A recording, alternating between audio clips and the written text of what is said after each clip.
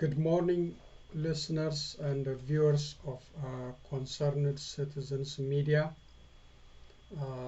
Thank you for joining me today.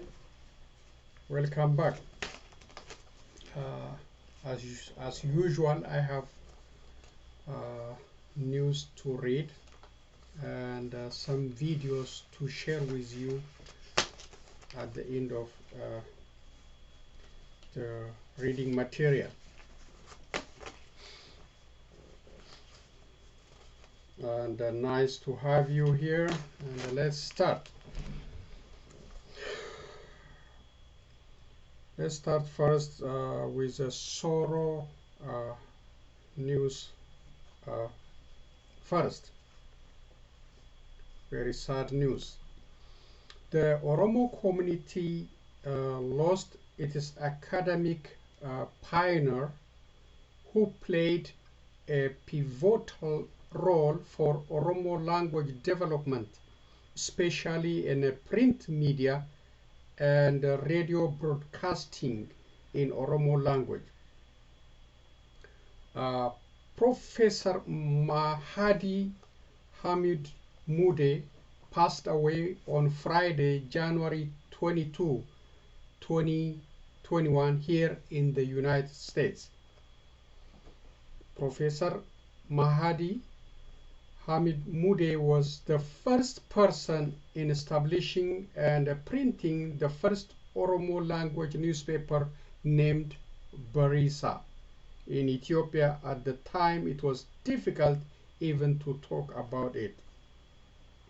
The professor was born in Chiro or Asava Tafari, or by its nickname Little Gondar, Western Hararge, Oromia, Ethiopia.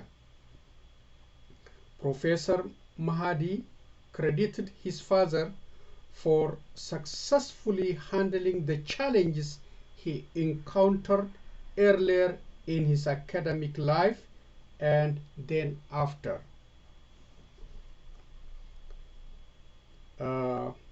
Professor Mahadi graduated from Addis Ababa University in physics and mathematics and taught in Bahrdar Comprehensive High School. Professor Mahadi Humid Mudee sacrificed a lot to uplift the lives of Oromos. Having seen the first-hand account about the Oromo sufferings under different administrations in Ethiopia, Professor Hamid was always looking for ways to ease their obstacles and burdens. He devoted himself to increase the awareness about the importance of Oromo's unity and bringing Oromo language and culture to the national stage. Professor Mahadi didn't have training in language skills, but the pain and the suffering of his people encouraged him and inspired him to author Afan Oromo English Dictionary and other 10 educational books in Oromo language. We can learn from his achievement that if there is a will, there is a way to do it. Professor Mahadi was a lecturer here in the United States in the same subject area he was teaching in Bahrdar, Ethiopia. Concerned Citizens Media, saddened by the passing of this essential figure who could contribute more to ease the challenges of Oromos. We wish comfort and strength to Professor Humid Mudee's families and friends. Rest in peace. Credit for this news, OMN interview with Professor Humid Mudee in the year 2015. So it's a sad week for Oromos all over the globe.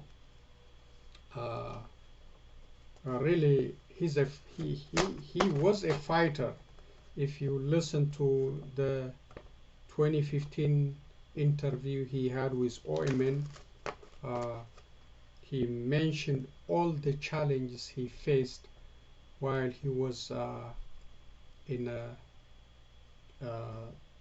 Chiro, or Asaba Tafari, or Little Gondar, as they call it. So he said only 1% of the students from 1,000 students, only 1% is Oromo student. And he mentioned those arrivals control the leadership in schools, teaching positions, and property ownership in the area. So the Oromos were, the Oromos suffering at the time he was describing the situation when he was in high school and elementary school in that area. So he mentioned how the making Amharic as a major subject was a challenge for Oromo students to go to universities and college, because most of them they get F or D or below that. So even if you have many A's in other subject area, if you don't have A in Amharic or B, minimum C, you will not be allowed to go to university at the time. So he was a fighter, a revolutionist for Oromo's cause throughout history, as he explained on that interview. Really, his contribution is appreciated. Without having any proper training in language skill, he did a lot for Oromo's language development and for Oromo culture and for Oromo unity. So concerning citizens media is really saddened by the passing of Hamid Mudee. Okay, the next one. The Ethiopian Prime Minister Office released a statement about the news circulating on various social media for weeks following the disappearance of the Prime Minister Abiy Ahmed from camera and other spotlights for almost 3+ weeks. News about his illness with COVID-19, about his mental instability, about assassination attempt on his life, and even his death is circulating on social media like never before.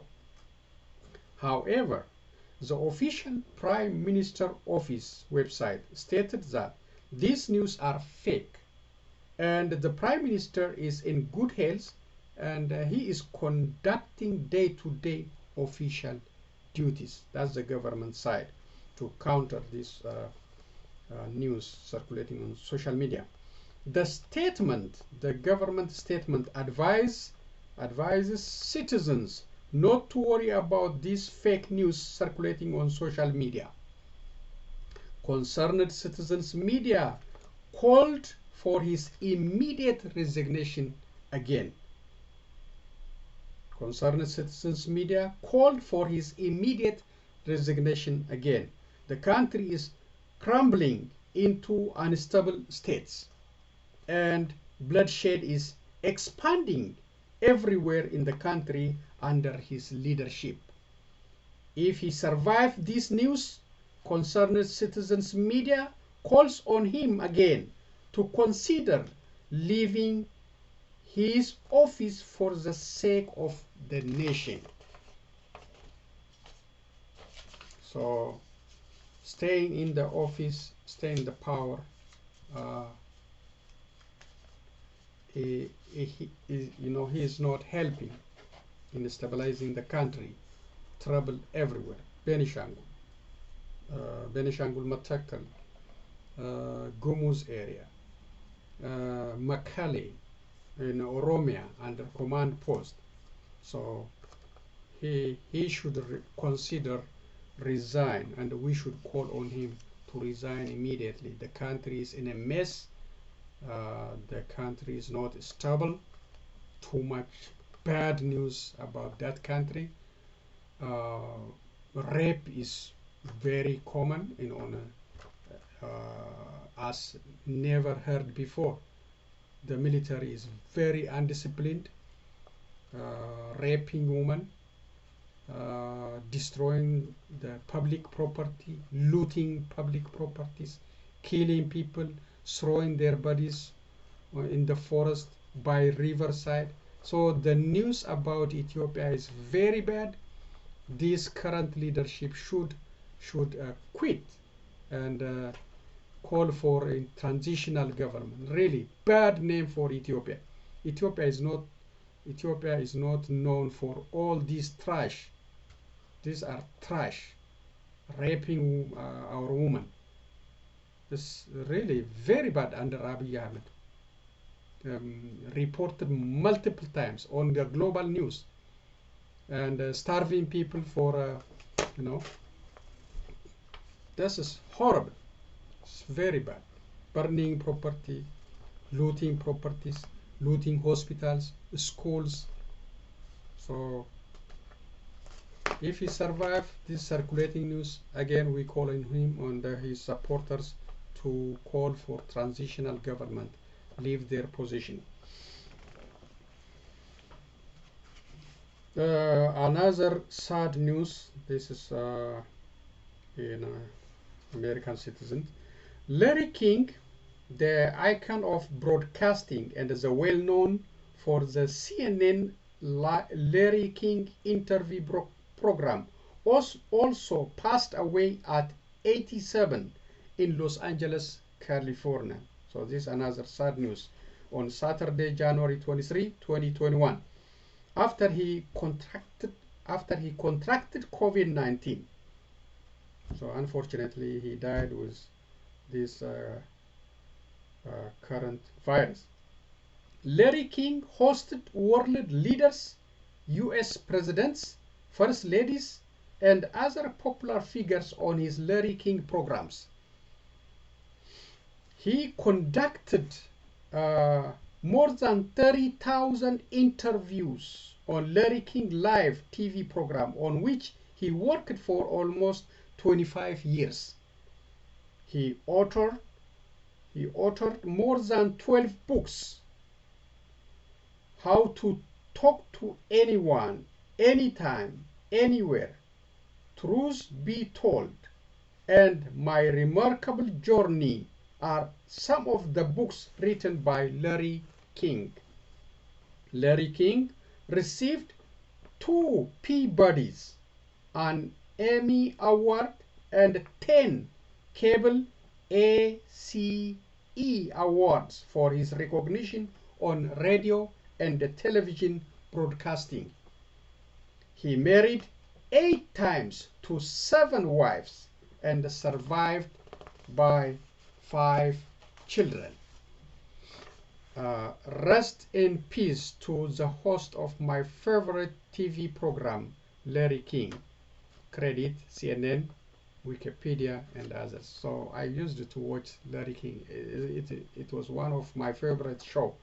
It bring all very important figures and talk to them about the globe, about the national and international issues, well-known artists,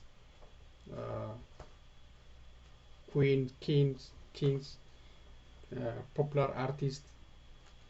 So it was an interesting show at the time. Okay. President Joe Biden already signed several executive orders to ease the lives of Americans and the global communities.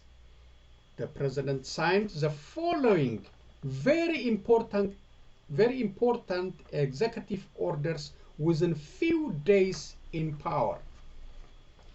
the total travel ban from Muslim nation is removed.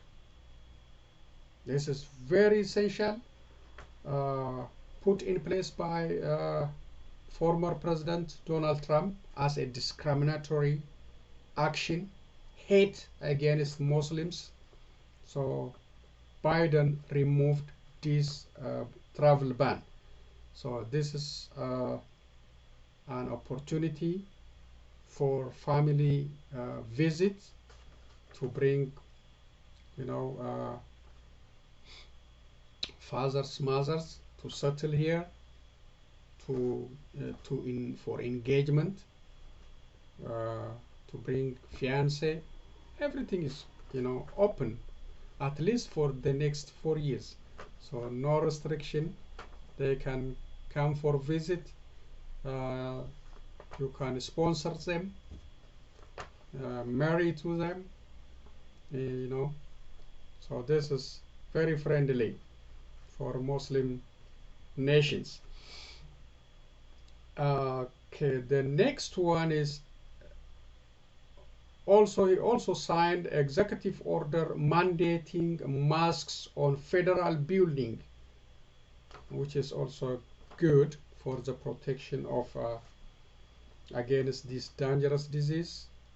And Biden is much better than the other guy.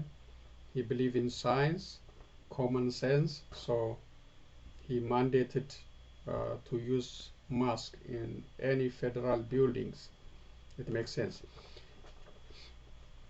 He also signed for the United States to return to the Global Climate Control Club and the World Health Organization. Trump withdrew from all this. So Biden re-entering WHO and the World Climate Control, because these things affect us and we have to deal with it with the global community. He also cancelled Keystone Pipeline project between USA and Canada because he believes in the environment. This dirty oil, if it comes through the border to the United States, it may cause some problem, health risk. So he canceled that project. So the next one is he also extended the student loan payment until September 2021. So that's a burden for student loan borrowers. So they don't have to make payment at least until September 2021. That's a good thing.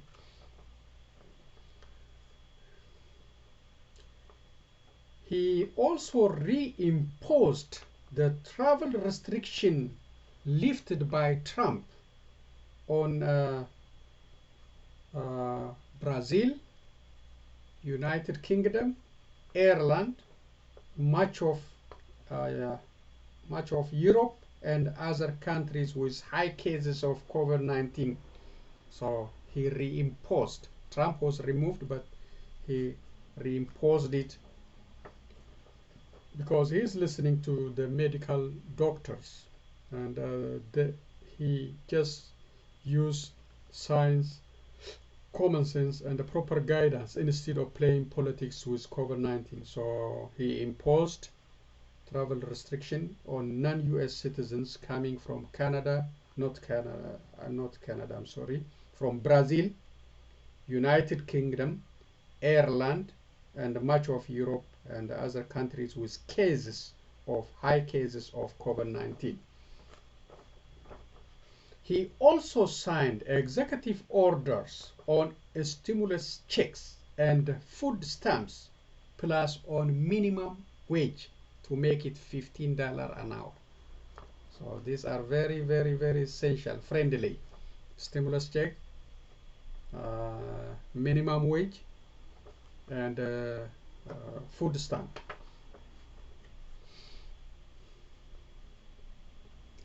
He also signed executive order to stop uh, former president border wall construction. That's very essential too. So he want to deal it with another way instead of spending money to build a border wall. He also signed a protection for the dreamers, very essential, like 11 millions. They came to the United States as children. They don't know other countries. They have no idea except the United States. And Trump was planning to deport all of them. It's horrible. You see how the leadership make a difference? Public friendly leadership and public enemy leadership. So Trump was tried even with the court to remove all these 11 million, dreamers who came as children to the United States, and they have no other place to go except the United States. Now Biden signed a protection so they may have a chance to become the United States citizens in the future. So that's a big difference.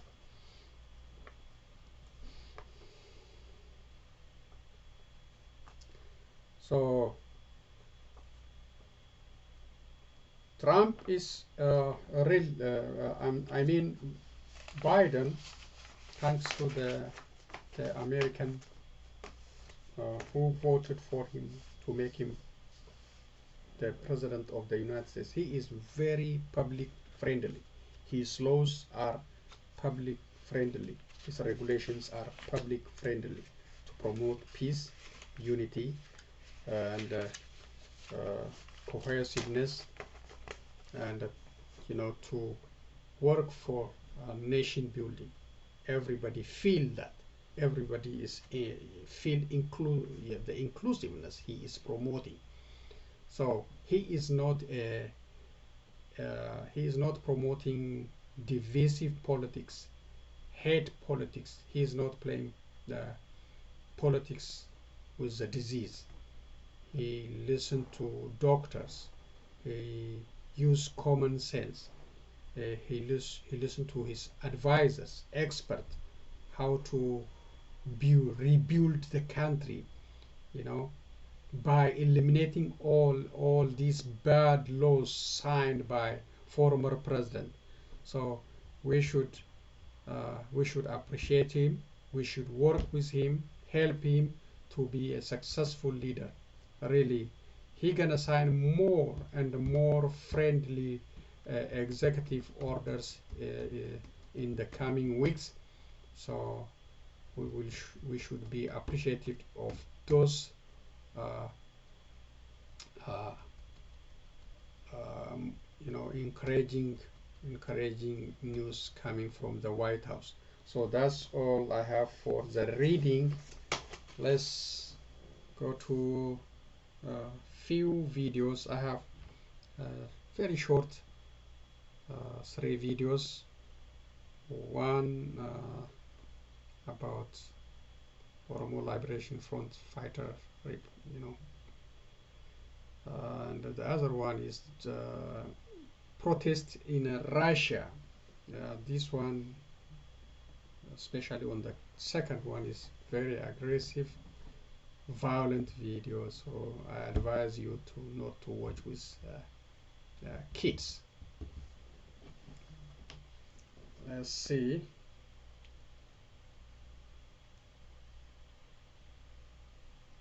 Okay, let me try.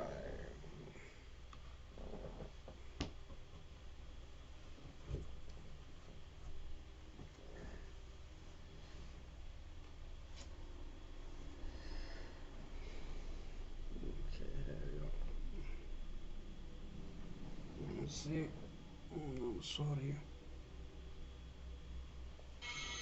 There we go. With fresh fighting is being reported between OLA, Oromo Liberation Army, and Ethiopian armed forces in Horo Gadoro area in Oromia state. Reportedly, a military convoy of Ethiopian armed forces was ambushed by OLA fighters. Casualties are being reported on Ethiopian armed forces side. Some soldiers have been taken prisoner by OLA fighters as well, viewers. OLA is led by Jalmaro. Jalmaro was pronounced dead last month by Oromia police, but OLA fighters claim that Jalmaro is alive. He's leading the OLA. Jalmaro was pronounced dead several times in the past, viewers, but he keeps on appearing again and again. Some pictures have also been shared by the supporters of OLA. In the pictures, some destroyed vehicles of Ethiopian armed forces can be seen, viewers. OLA fighters can be seen armed with AK rifles, type 35 guns. So fighting is going on in Oromia state, where OLA has been waging war against Ethiopian armed forces for several years. Ethiopian armed forces are fighting on so many fronts. It is becoming increasingly difficult for them to deliver, viewers. Ethiopian armed forces, federal armed forces, are fighting in Tigray. They are being deployed to Ethiopia-Sudan border. They are in Benishangul Gumuz. They are fighting OLA in Oromia state. So their military resources are overstretched, viewers. That is why perhaps it is becoming difficult for them to deliver on all these fronts. Thank you very much.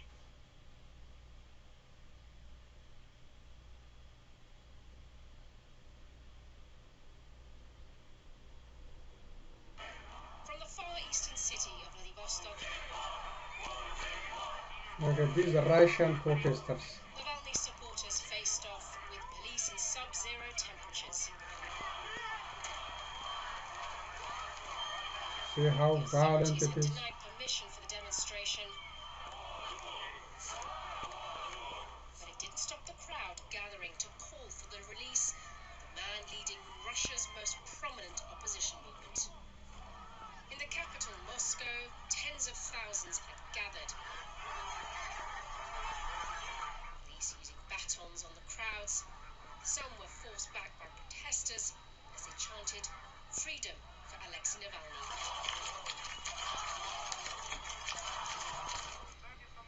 Among those detained, Navalny's wife, Yulia. Apologies for the poor quality, she wrote on her social media page. Very bad light in the police van. As much as President Vladimir Putin has attempted to play down Alexei Navalny's influence, the arrest of one of Russia's most prominent opposition leaders has only inflamed his supporters.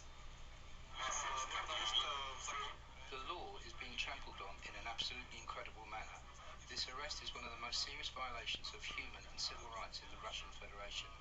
It will set a precedent that could lead to the destruction of all our civil liberties. Earlier in the week, Navalny had released a video alleging President Putin was the owner of a billion-dollar property on the Black Sea. This was denied by Putin's spokesperson. For Navalny's supporters, corruption is a major source of their discontent, and the constant crackdown on their movement is, they say, an attempt to silence them. I'm fed up with keeping quiet. We've been silent for too long, and it's probably time to speak. That's my position. Time to say that we have the right, that we have the freedoms, and that we have the desire to live in a completely different country.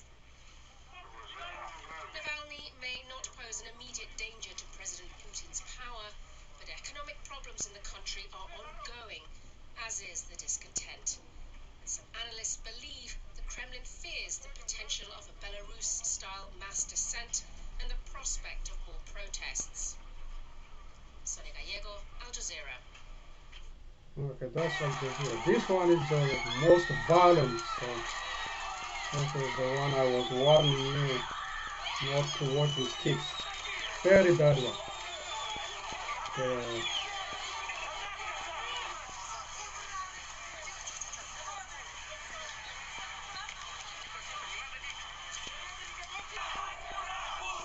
And as we all know, Russia is not a democratic country, and Putin is is there to stay for life.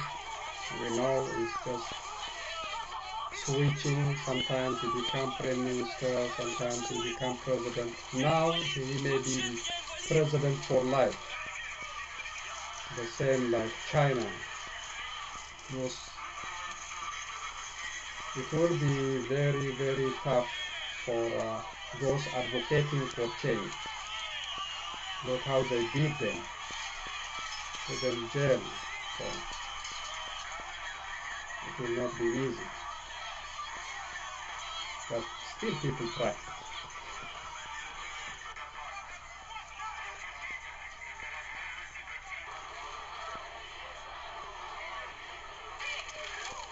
This is the guy they are fighting for. Okay, that's all.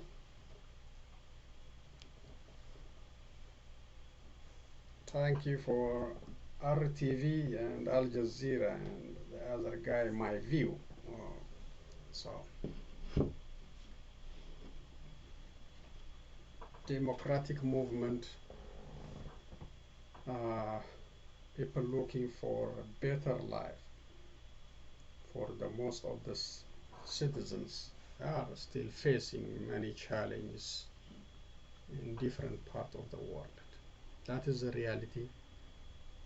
Now, look, before I think for the Russian case, I'm not sure he will be president maybe for until 2036 maybe. He changed the constitution, uh, so there may be election after election. He just keep winning. No, it's president for life. It's easy to say.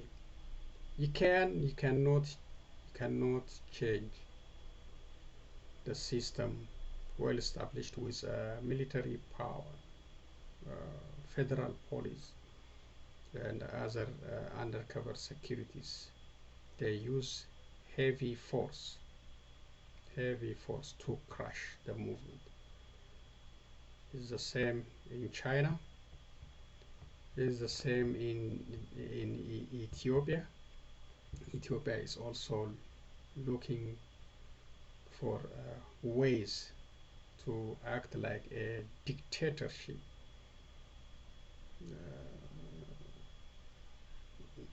They shut down the internet, shut down the telephone service. They use excessive force against their own citizens. Uh, they have been practicing in Oromia area. It's happening in Tigray now.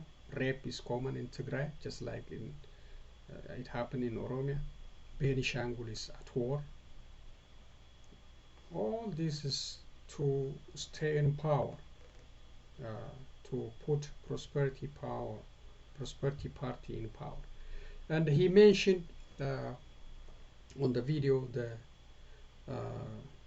Jalmaro, the propaganda against him, all official media, we all remember, and all this fake news created by government and the government supporters. They don't feel ashamed.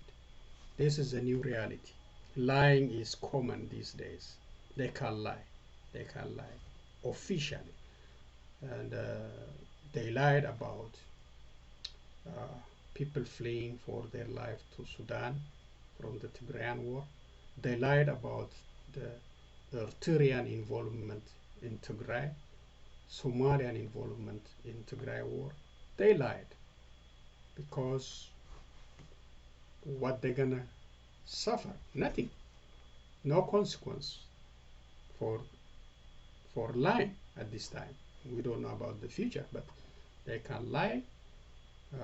The foreign minister spokesperson officially with in front of multiple media keep lying, twisting facts, despite all these reports on New York Times, The Economist, the telegraph, the American satellite. They keep lying because nobody, you know, put them, in prison or put them for some penalty. You know, that's a problem. And for Jal Morro case and for the OLF movement, really,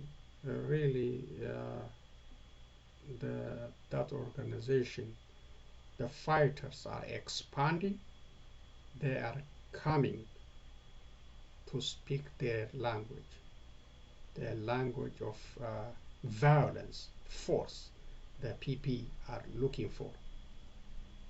They're already uh, everywhere. They are everywhere, according to various reports. They are training them, uh, graduating them in thousands and thousands. And as he said, they burned down the government vehicle, capturing government soldiers. So they are everywhere. They are speaking the language of PP, which is using force, gun. That is the PP, the new PP language. They don't know how to negotiate, how to settle conflict. Now the country is burning.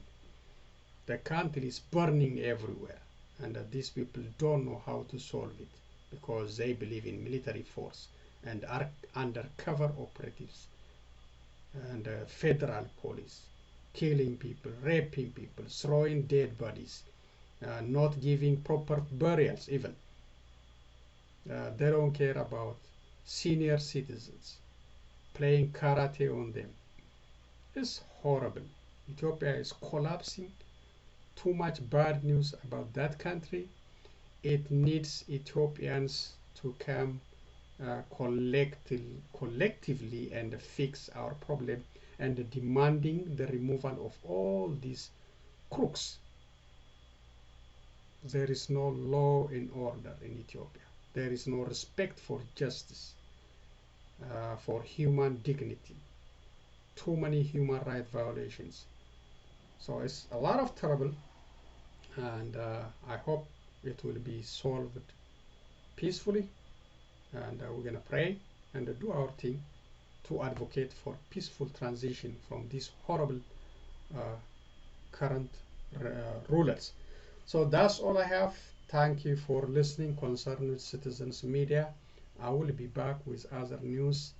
So long, everyone.